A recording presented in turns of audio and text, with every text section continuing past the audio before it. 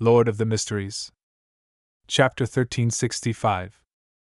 Destruction. The moment they sensed the intrusion of a stranger, the animals wearing cloaks or exquisite long skirts stirred as they looked at Klein with the desire to attack.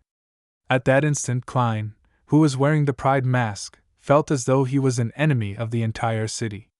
He wasn't unfamiliar with the situation in the Garden of Eden. He knew that the upright animals dressed as humans were in different aspects of bestial desires. They were more like conceptual and abstract entities instead of being physical. In other words, they didn't have spirit-body threads, so they wouldn't suffer any physical harm. Otherwise, Klein could have hoisted these animals up, allowing them to sway with the wind. In the next second, with the bear whose suit was about to rip apart taking the lead, the animals in the Garden of Eden either bared their fangs or let out low growls as they surged towards Klein from all directions. Once bitten or hugged by them, one would be corrupted by the corresponding bestial desire. One could only rely on their willpower or the various beyonder powers of the spectator pathway to resist them. Faced with such a situation, Klein, who was wearing a half-top hat, tapped the staff of the stars. Without panicking in the slightest, he raised his left hand, spread his fingers, and suddenly closed them. The Garden of Eden, formed from Gothic-style architecture, was suddenly covered in a layer of gloom, as if a giant curtain had draped over it. Realm of the Mysteries.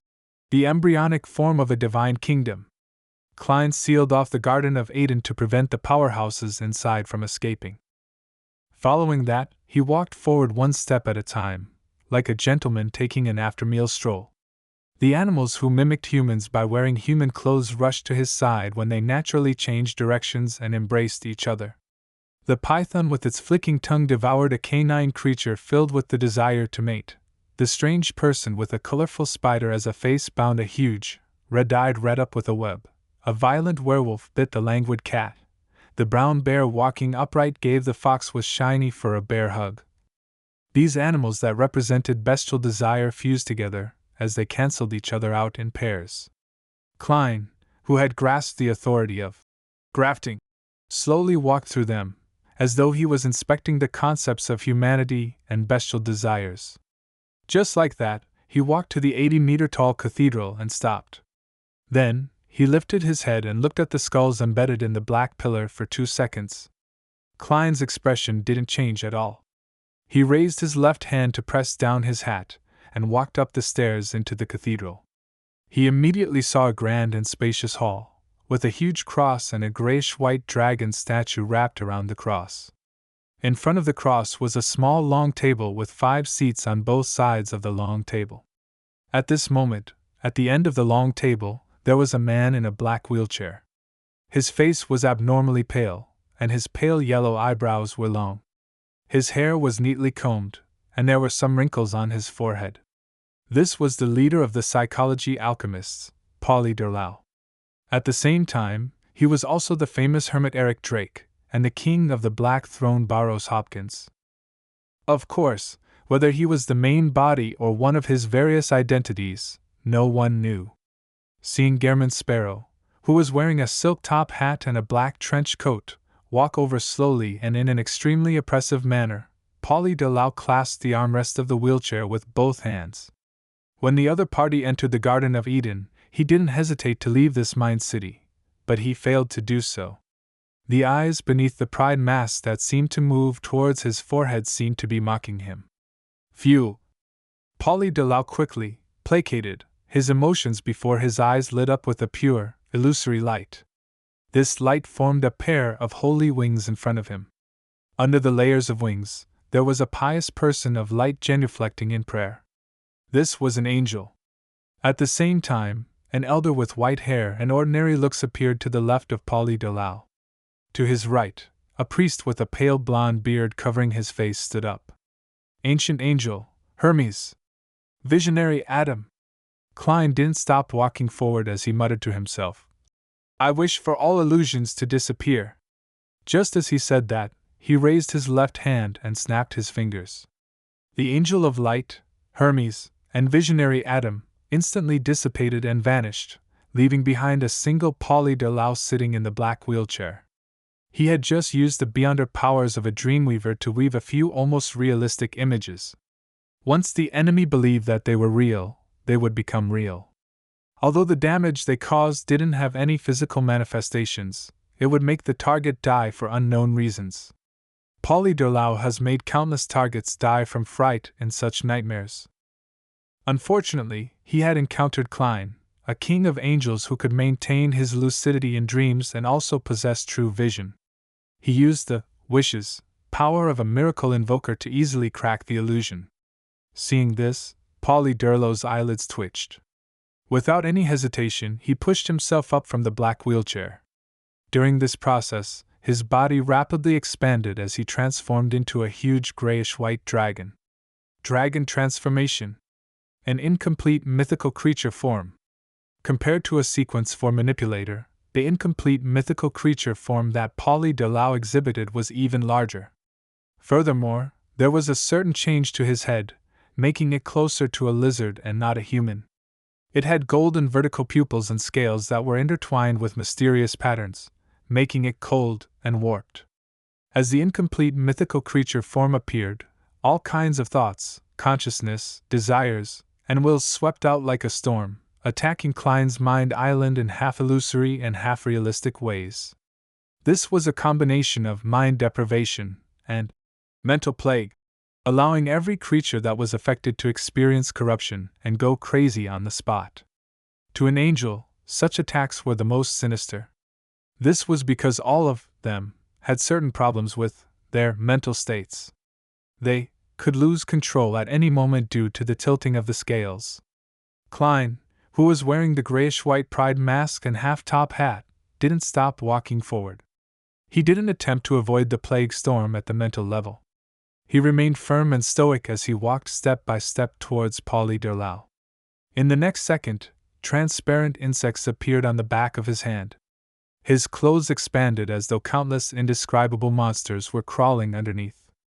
Suddenly, Klein lost control and turned into a huge whirlpool formed by transparent maggots.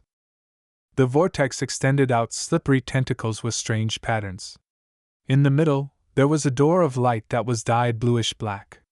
Upon seeing this scene, even in his incomplete mythical creature form, Polly Derlau found it difficult to stop his thoughts from coming to a halt as he stood rooted to the ground.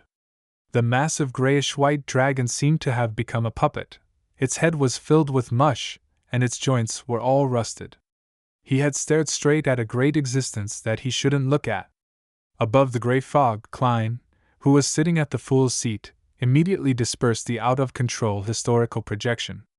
After entering the Garden of Eden and pulling out the Staff of the Stars, he had switched places with the historical void projection that the worms of spirit inside Sapphira Castle had summoned, and directly returned to his ancient palace. He clearly knew that visionary Adam had gone to the forsaken land of the gods and was attempting to fuse with the true Creator, making it impossible for him to descend with his true body any time in the short foreseeable future. At most, he would send out one of his other identities, but it would be useless against the King of Kings of Angels. However, Klein still felt that he should be cautious, lest he fall into Adam's or Amon's trap. Following that, he summoned himself from the fog of history. He wore the pride mask and held the Staff of the Stars in his hand as he projected himself back into the cathedral of the Garden of Eden. Seeing that Polly Derlau had lost most of his rationality and was unable to control his body, Klein didn't directly control his spirit-body threads to turn the mind dragon into his marionette. He maintained his pace as he slowly approached the target. In Polly Derlau's eyes, Gehrman Sparrow was like death incarnate. He approached him slowly with his own rhythm, but there was no chance of escape. At that moment, the grayish-white dragon statue on the huge cross behind him moved. Almost simultaneously, Klein raised his left hand and pulled downwards.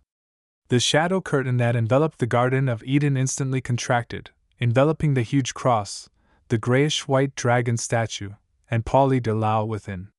In the next second, Klein raised the curtain. The incomplete mythical creature that Polly Derlau had transformed into combined with the gigantic cross as though it was a knotted giant tree. and the grayish-white dragon statue connected the entirety of the Garden of Eden, turning the city outside the cathedral into an abnormally illusory sea that contained all colors. This wasn't the chaos sea, rather the loaning of its strength. It had been tampered by Klein and reassembled. At that moment, Gehrman Sparrow, who had been walking slowly forward, arrived beside the knotted giant tree. He raised his right hand, and under the vacant yet slightly fearful gaze of Polly Derlau, he lashed out with the staff of the stars. This cane that was embedded with many gems hit the target heavily, separating it into two. Between the sounds of parts falling to the ground, Polly Derlau's body that had been combined with the huge cross fell to the ground. The leader of the psychology alchemists died before he could even say his last words. While waiting for Polly Derlau's beyonder characteristic to appear, Klein looked around and chuckled inwardly. As expected, Hermes's true goal was to use the faction backing Miss Justice to destroy the Garden of Eden and use it to escape from Adam. The Mind Dragon, Arihog's words made him steel his resolve. However, he should have still left a few sealed artifacts for me. There's no need to abscond with everything. Could it be that the rabbit should be wearing a greed mask instead of wrath? The psychology alchemists might appear again in the future, but the one controlling it in the shadows is no longer the Twilight Hermit Order, but Hermes himself.